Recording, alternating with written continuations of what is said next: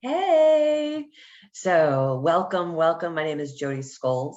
I am your instructor for today.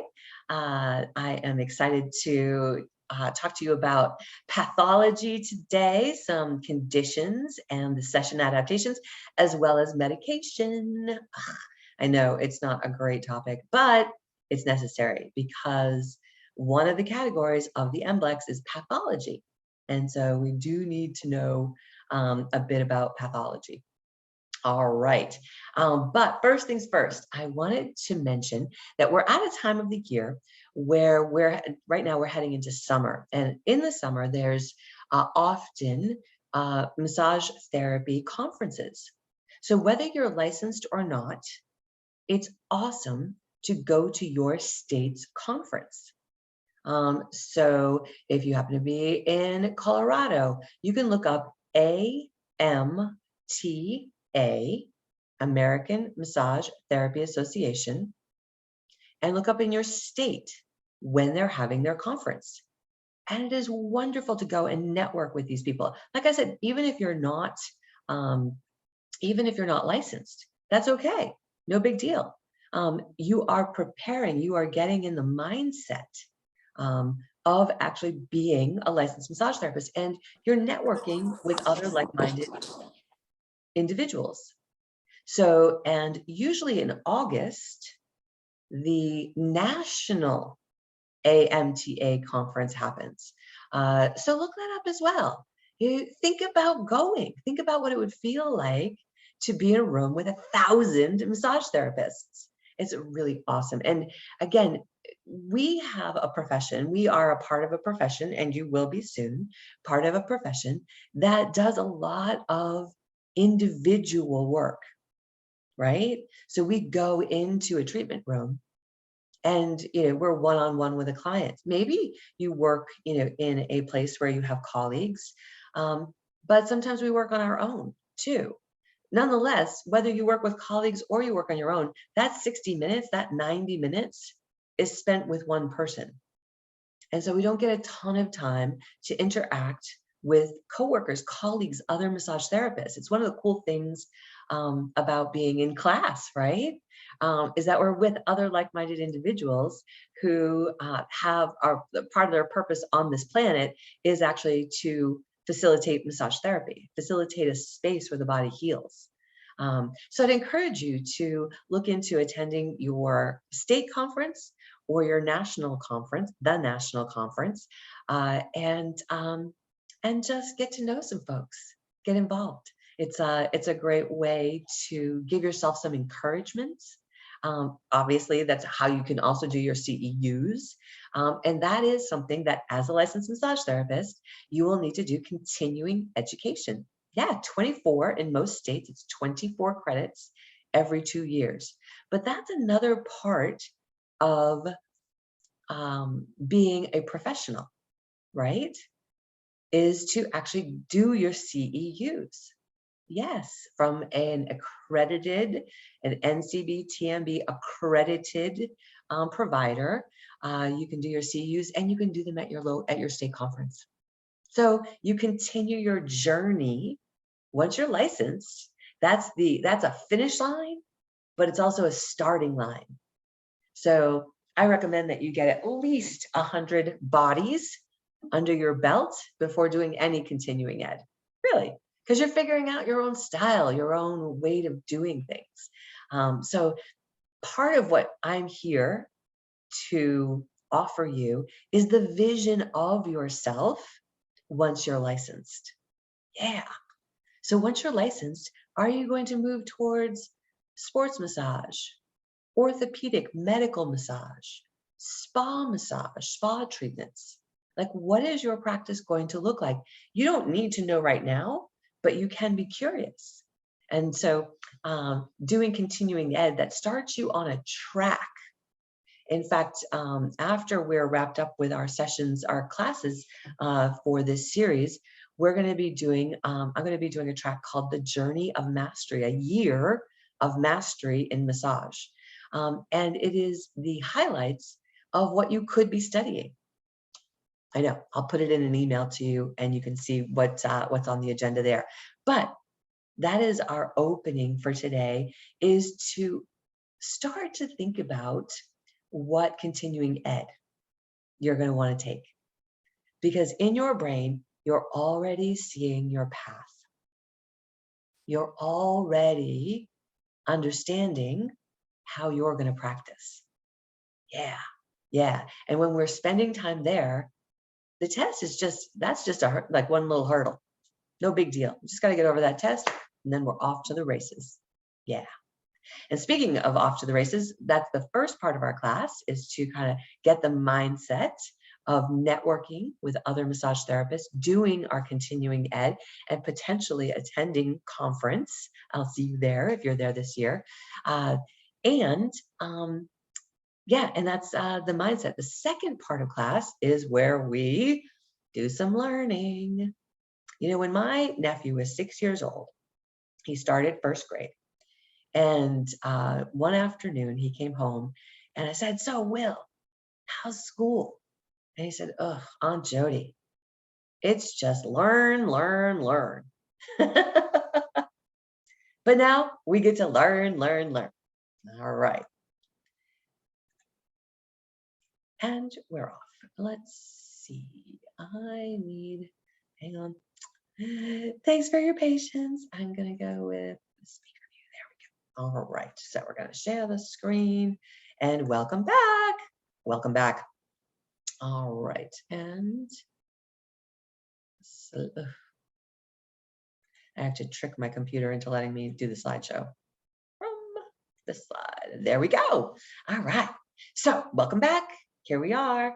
I'm really glad you're here, and I'm glad you're taking this time today to study, to improve, to stretch your brain. Today, we're going to be talking about pathology. And what are we going to cover? We're going to cover contraindications. We're going to cover the names and some descriptions of some particular conditions, and then those conditions and how they may require a session adaptation. And so guaranteed, some of the questions that you are going to see on the MBLEx are going to ask you about session adaptations. And that means once you've done your health intake and you've learned that this client has a particular condition, how will you adapt your session? And then at the end of class, towards the end of class, we're going to cover medications, and I've got a couple of questions for you to dissect. So I love dissecting questions. We have a ton of content today, so we're only going to be dissecting a couple of questions right at the end. So let's get into it. All right, there are two types of contraindications, and that is general and specific, otherwise sometimes called local contraindications. Why do we care?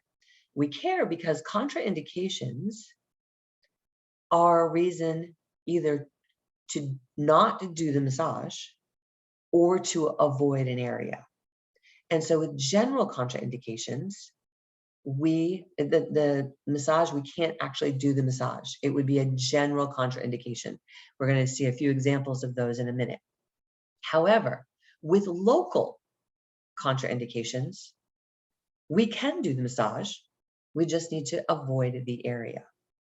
Now, in general, so our theory, our point of view is that we always want to do the massage. Imagine a client showing up and then being told that they can't get a massage. They're not going to be happy.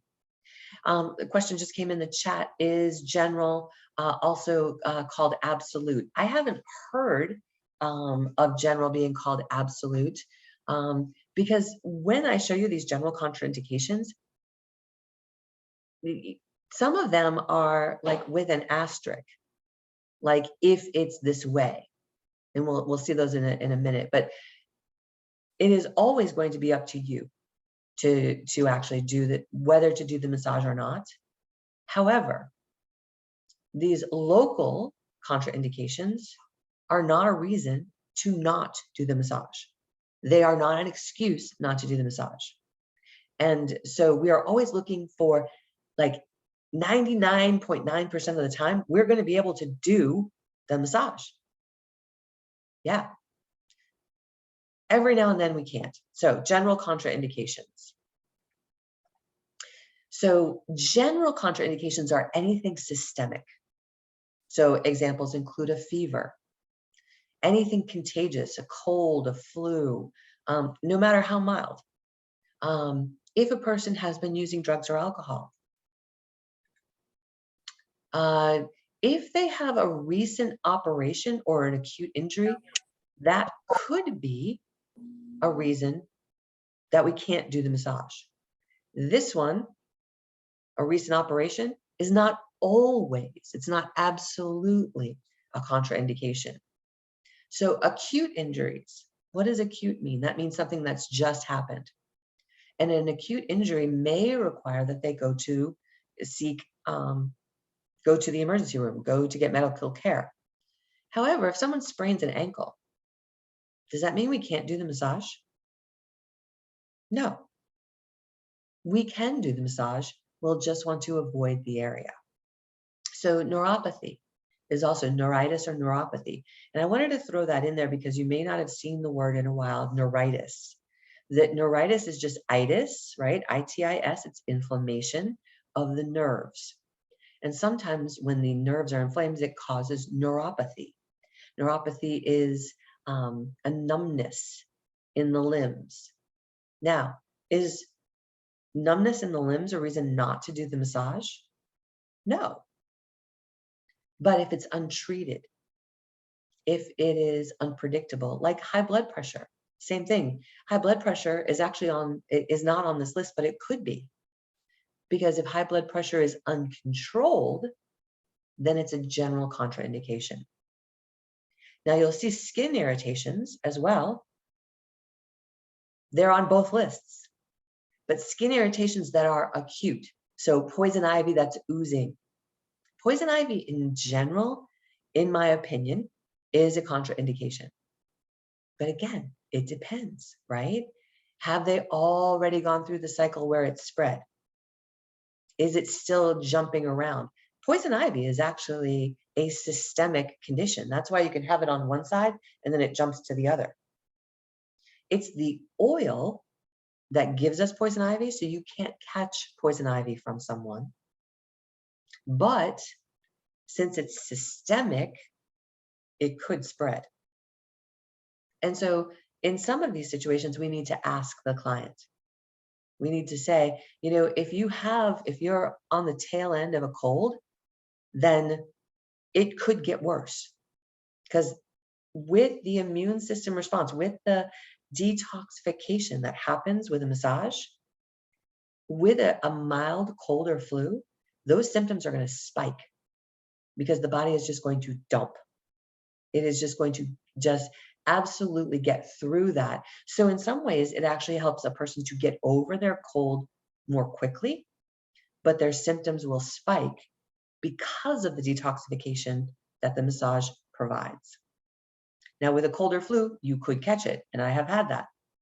I literally one time had a client throw up during the massage. I know, I'm so smart, right? I have a sick person on my table, they puke, and he tells me, oh, I feel so much better now. Can we continue the massage? And I did. Guess what happened? Guess who was sick the next day? Yeah. So cold or flu, you can catch.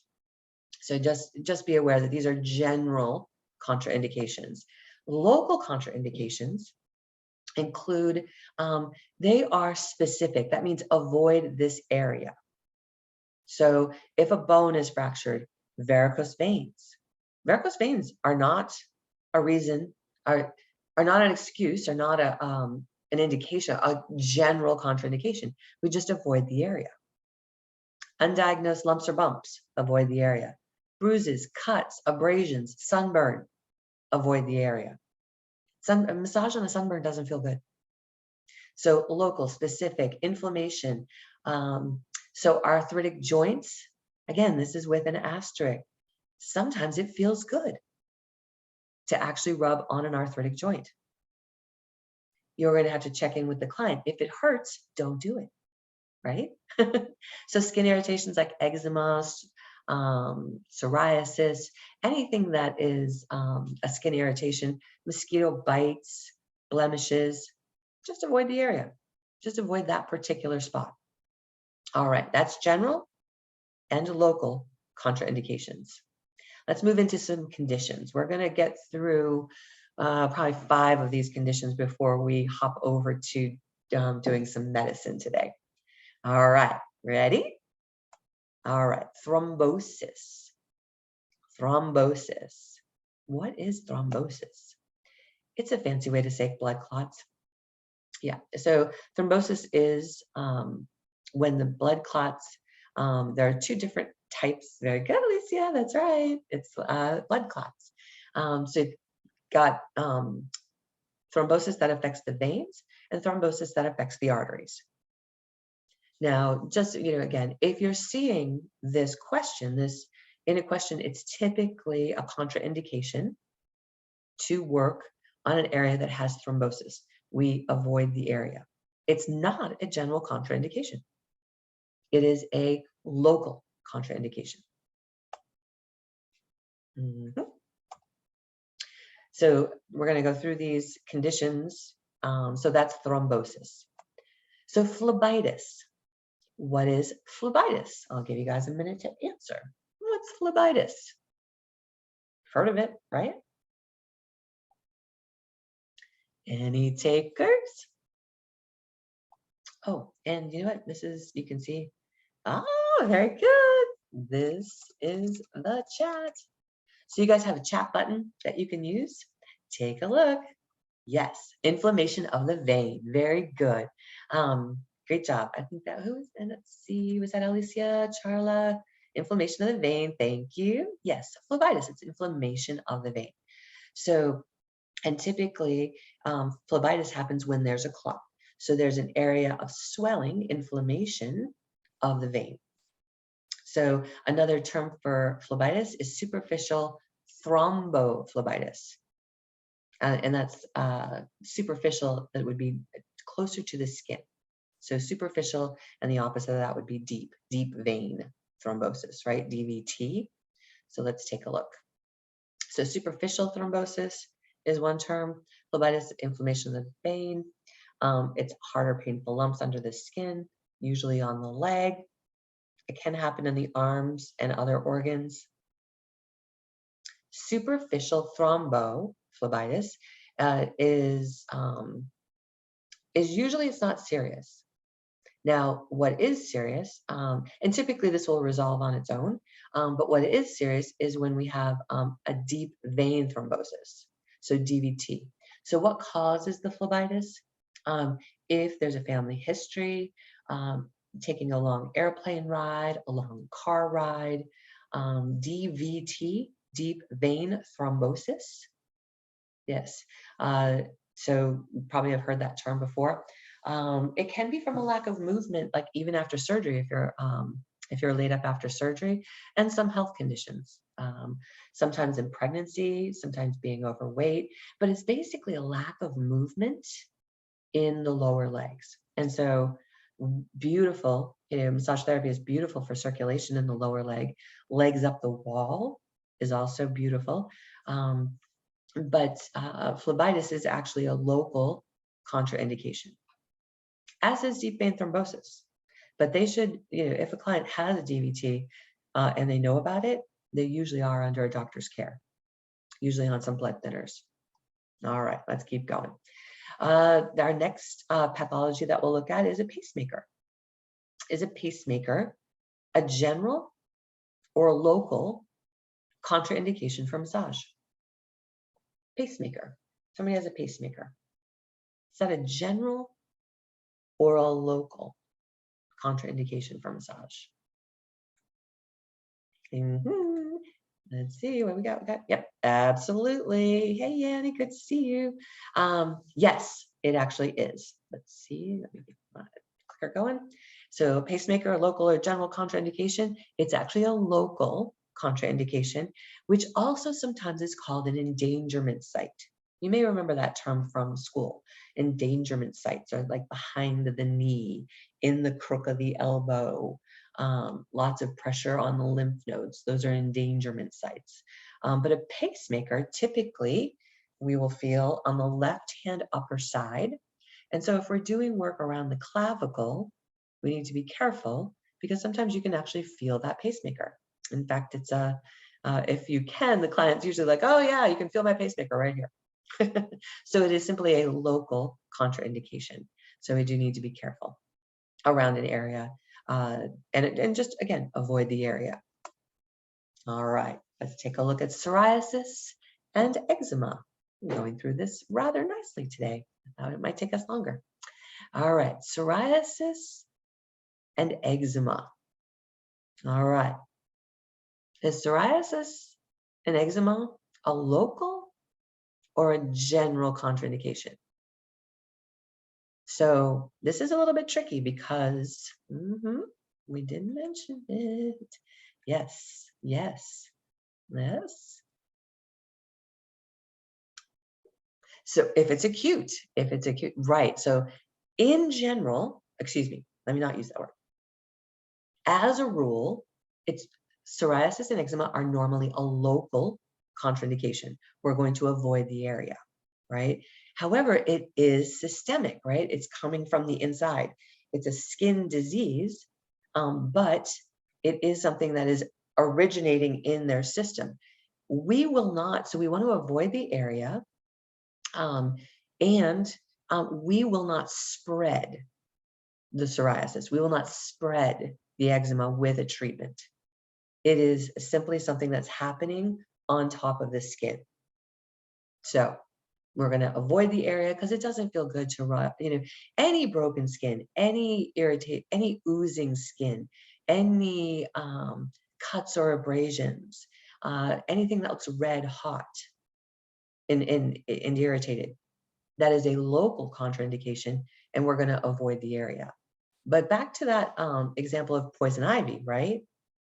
So where are they in their cycle of having poison ivy? Is it just starting? Is it just ending? Yeah. So because that is systemic and that can be spread. You won't catch it, but you can make it a heck of a lot worse for your client. All right. Also, look at the spelling of this, right? I at times have clients say, oh, they had a little skin irritation. They had cirrhosis. No. So let's be clear about which is which, right? Psoriasis is a skin condition. Cirrhosis is a liver condition. Yeah, cirrhosis. So it's very different spelling. So if you see psoriasis on one of your questions, we're talking about a skin condition. Cirrhosis is a liver condition. All right, next, osteoporosis. All right, then we're going to need to move into medications here relatively soon so we get through them. All right, osteoporosis. What is that?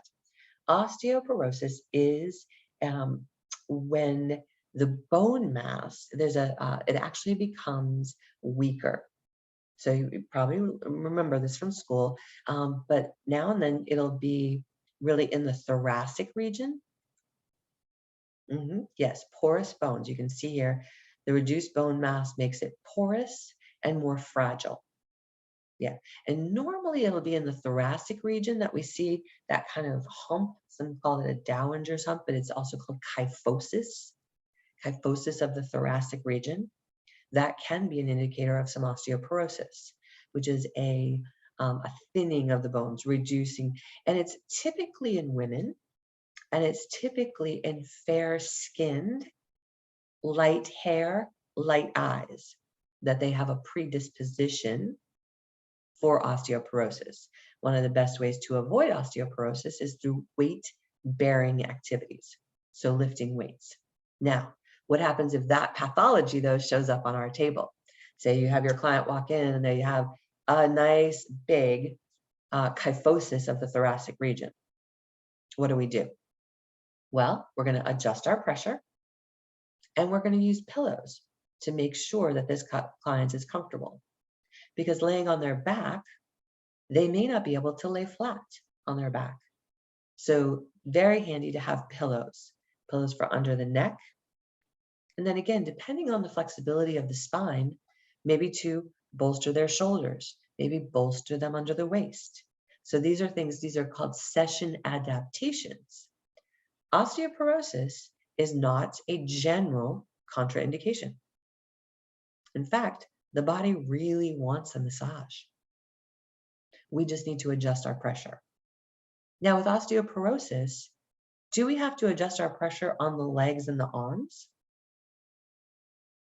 Or just in the affected area? Anybody want to answer that?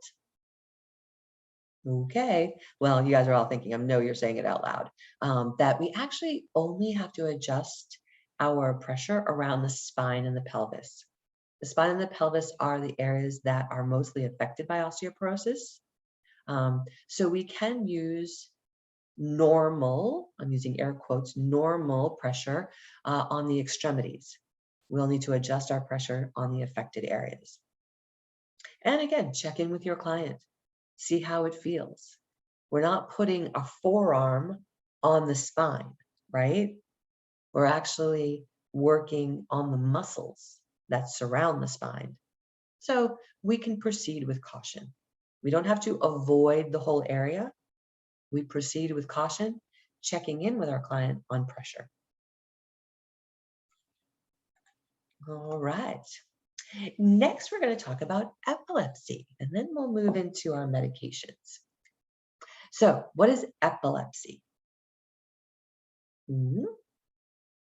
Yes, epilepsy is a neurological condition, and it is diagnosed with seizures. So it is not catchy. You can't catch epilepsy. And typically, it's controlled by medication. So around 50 million people in the world have epilepsy. It's a common neurological disorder, but it's often easily controlled with medication. So just having one seizure doesn't mean they have epilepsy. It's actually diagnosed as 2 or more seizures, and that typically will be an indicator that a person needs to be treated for epilepsy. It's a condition of the brain. It's a neurological condition, and it's shock waves that happen in the brain that end up creating involuntary movement in the form of a seizure. And this is something too that if someone's having a seizure, when you take your CPR and first aid, you will learn how to help a person who is having a seizure. First of all, you want to make sure that the area around them is safe, right? That they're not going to knock anything over. They're not going to harm themselves. They're not in traffic. They're not driving a car. So we need to put them in a safe place. And we also have to watch for them choking, if they have anything in their mouth, even choking on their tongue. So, but you'll learn more about that when you take your CPR and your first aid classes. All right, I think at this time we're going to need to move into our medication. Yeah. All right, well, we'll come back for Bell's palsy and that other stuff another time. But I really want to make sure we have some time on this medication, because medication, it's almost always on the test. So here are the most common medications that are in the United States. These 6 are what we're going to go through. So we're going to cover all 3 of them, and God bless, my pronunciation of them is going to probably not be that great. But Zestrel is actually a common medication that people on so we have the brand name, and then we have the generic name. So the first name that's listed is actually the generic name, and then the brand name is to the right. So lisinopril, what is it? All right. So it's an ACE inhibitor, and this is a category, a classification of medicine that you want to be familiar with. An ACE inhibitor treats high blood pressure, so hypertension, and this is typically how most people will be treating their high blood pressure. They get on some type of ACE inhibitor. We'll leave it at that. So let me walk you through this. About half of adults are living with some form of high blood pressure. Now, this is medicine, and I think that you will probably encounter many people who prefer to control their high blood pressure with exercise and diet. And this absolutely can be the case. Now, if they have a family history, if they are on medicine and it's controlling it, there is no judgment on our part about how they are controlling their high blood pressure. Let me say that again. There's no judgment. Oh, if you just exercise. Oh, if you just eat right. Out of the scope, right? We leave our judgment at the door. We leave our opinions at the door. We leave our politics at the door. We create safe, non-judgmental space for our clients. And one of the ways we do that is we speak positively about where they are on their journey. And that includes their medications.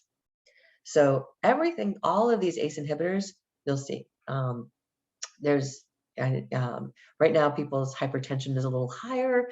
At least anecdotal evidence is that stress from COVID is creating more hypertension. Shocker. So more people who think they maybe need to be on medicine or maybe need to diet and exercise. But how does Zestrol work? How does this medication actually work? It relaxes the blood vessels, which helps the heart to pump blood. Now, of course, there are side effects to being on an ACE inhibitor. Sometimes they feel tired. Sometimes they feel sluggish. They may bruise more easily. There's all sorts of different things, but we can ask our clients, have you felt any side effects from the medication that you're on? And really, this also demonstrates, again, the importance of a health intake form. These are the different conditions that an ACE inhibitor might be, this drug might be prescribed for to avoid heart attack, sometimes with migraines even, that they're on an ACE inhibitor. Again, they're looking to reduce the pressure, reduce the hypertension, reduce the rigidity of their blood vessels in the body. And so take a look at all of these ACE inhibitors. You'll see they all end with PRIL. So if you get a question about benzapril or another pril, you'll know that's an ACE inhibitor. That is a cardiovascular condition that is being treated, a blood condition, a hypertension condition that's being treated. All right, ready for number 2? All right, we move along to Synthroid. Now, does that ring a bell? Does that ring a bell for anybody? Do you know anyone who's on Synthroid? The name of what it treats is actually in there. So it actually helps with hormone levels of the thyroid. You see in the brand name, it almost looks like thyroid. Synthroid. Yeah. So that actually is a condition that treats hypothyroidism. So we have hypo and hyper as prefixes. Hypo, slow. Hypo is slow. It slows it down. Hyper is like a hyper little kid. Hyper, too much activity, right? Hypo, like a hippo. Slow, big, not moving. And then hyper, that overactive. So there's about 5 in 100 people that have a hypothyroid or have a thyroid condition, but Synthroid is actually used to treat it. All right. Next, Amoxicillin. Does that sound familiar? Amoxicillin? Yeah, right. It's what you get when you have strep throat, right? Or tonsillitis. So most of you have probably heard of it before. It's one of the most popular antibiotics. Unfortunately, amoxicillin also gets prescribed for things that are bacterial infections. Well, this is used to treat bacterial infections. Excuse me. Let's get this clear. So it's a powerful weapon. Strep throat, ear infection, bacterial pneumonia. But it's also sometimes prescribed when it's viral, when it's virus. And when it's a virus, it just has to take its course. So the coronavirus, there's not really anything you take for it, right? It just has to run its course. So amoxicillin is used to treat bacterial infections, strep, ear infection, respiratory infections. So that bacterial infection, very effective, amoxicillin. Now, one of the concerns about being on amoxicillin repeatedly is that because it treats bacterial infections, it also affects bacteria in your gut. When this is overprescribed at times, the body becomes resistant. And that's a challenge.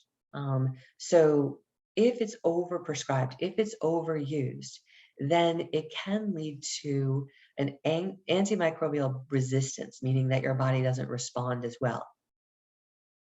So more awareness is coming to that. And doctors are slow in their roll as far as handing it out at every little sniffle. The other thing I want to just make mention of is that amoxicillin also affects the bacteria in our gut. And so if someone is on amoxicillin, it's a very good idea to go ahead and get a probiotic into their system after they're done with their prescription. Because this antibiotic will actually kill both the good and the bad bacteria. So it'll just clean them out. So we want to restore some good bacteria, the bacteria that helps us digest food. We want to restore that bacteria, and we do that through a probiotic. If you need more information about that, hit me up afterwards. All right, ibuprofen, you probably have heard of that. So this is an example. Ibuprofen is an example of an NSAID, a non-steroidal anti-inflammatory drug. So, and we want to make sure that our clients know what they're taking. Tylenol is not ibuprofen. Tylenol is for fevers. Tylenol cuts a fever. However, ibuprofen, Motrin, and other NSAIDs, NSAIDs, non-steroidal anti-inflammatory drugs treat inflammation. So it's non-steroidal, not a steroid. It's an anti-inflammatory drug. So you may have reached for an ibuprofen if you have a sore muscle, a sore joint that's caused by inflammation. Another opportunity, if you've got an inflammatory condition, is to consider using a topical. Now, this is off the ibuprofen. So ibuprofen goes in your mouth, goes in your belly, and it goes into your bloodstream, right? But what do you have that you could rub on an inflamed area? A sore knee, a sore ankle, a sore joint, sore shoulder. You could use a topical cream like a Bengay, a Tiger Balm. CBD is also, if that's something that you want to explore.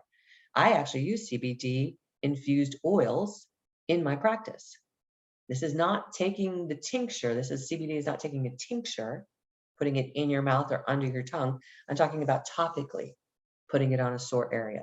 So explore what works for you. If ibuprofen works for you, if ibuprofen works for your clients, by all means, use it. Just if it's overused, it can lead to stomach irritation. All right, got two more. You hanging in there? I know we're going through this fast, but good news is we're recording. I think we're recording. Yeah, we're recording. Hopefully we're recording. But you'll be able to listen to it later. All right, so Adderall. Have you heard of Adderall? I bet you have.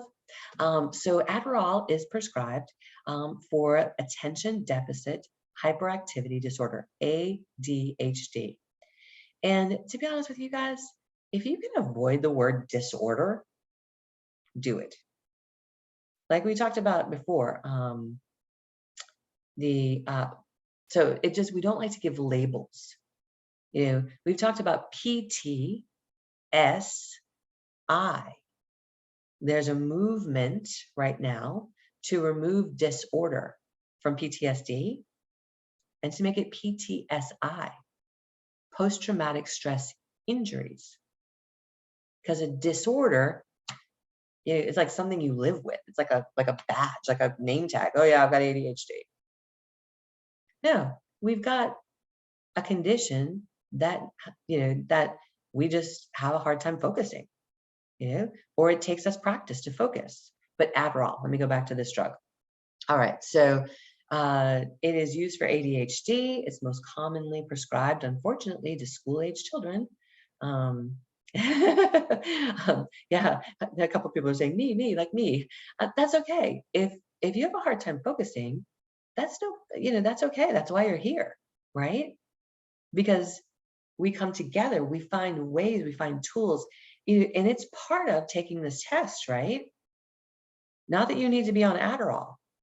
We just practice focusing. We call it building our test-taking stamina.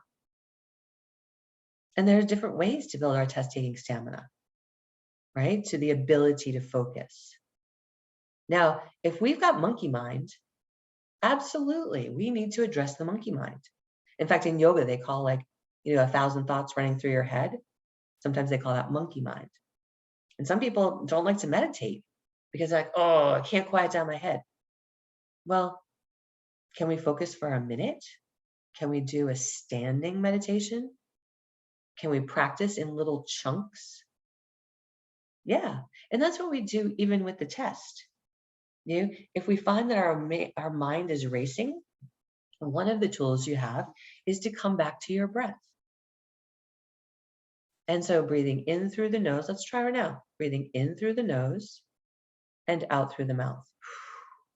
And make it sound like you're blowing out a candle. In through the nose. This is a great technique to use during the test.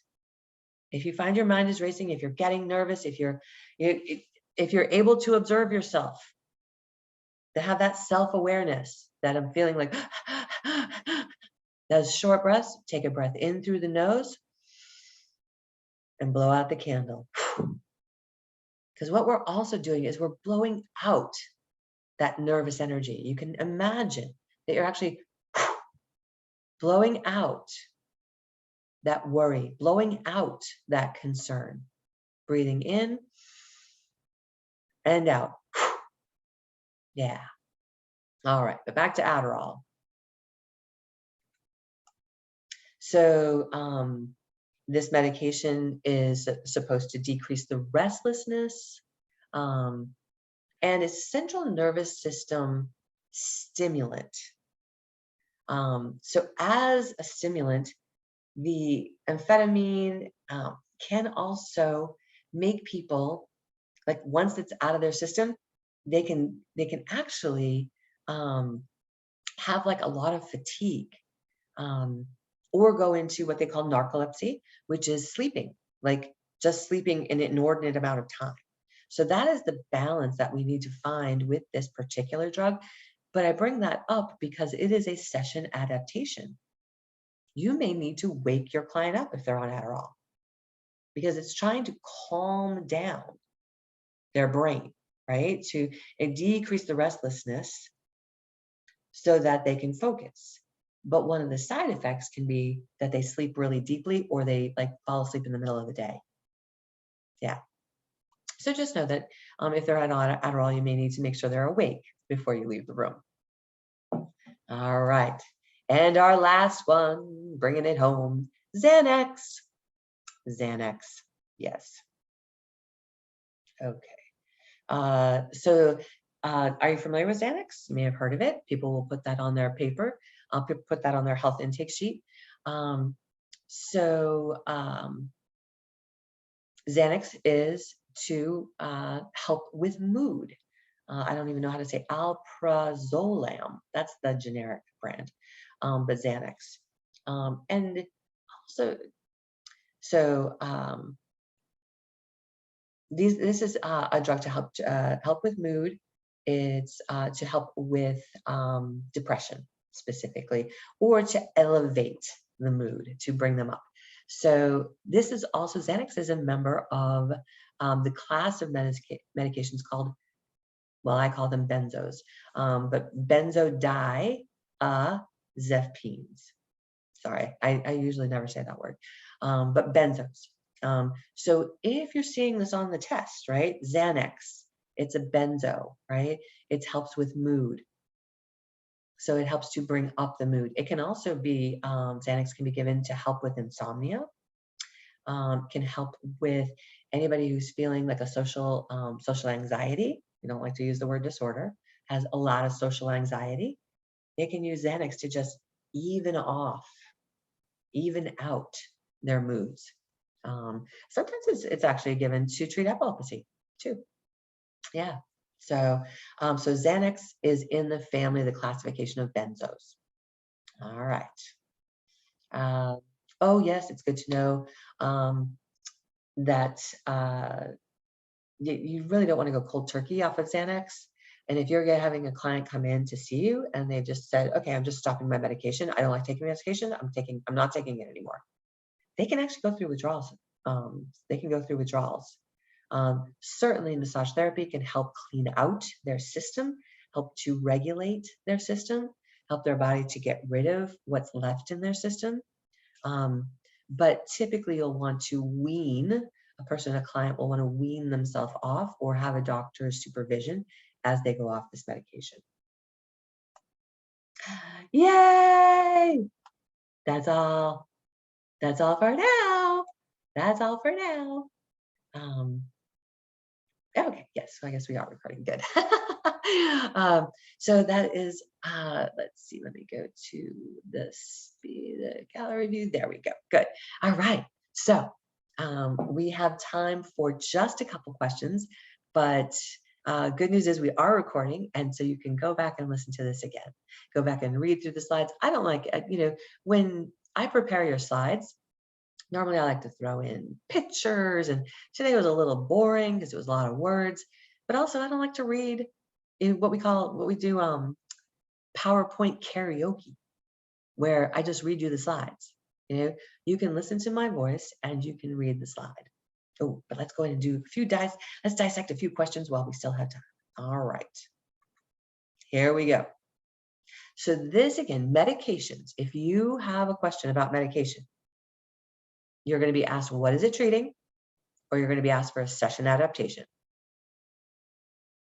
Right? So breathe, take a breath in through the nose, out through the mouth. Great.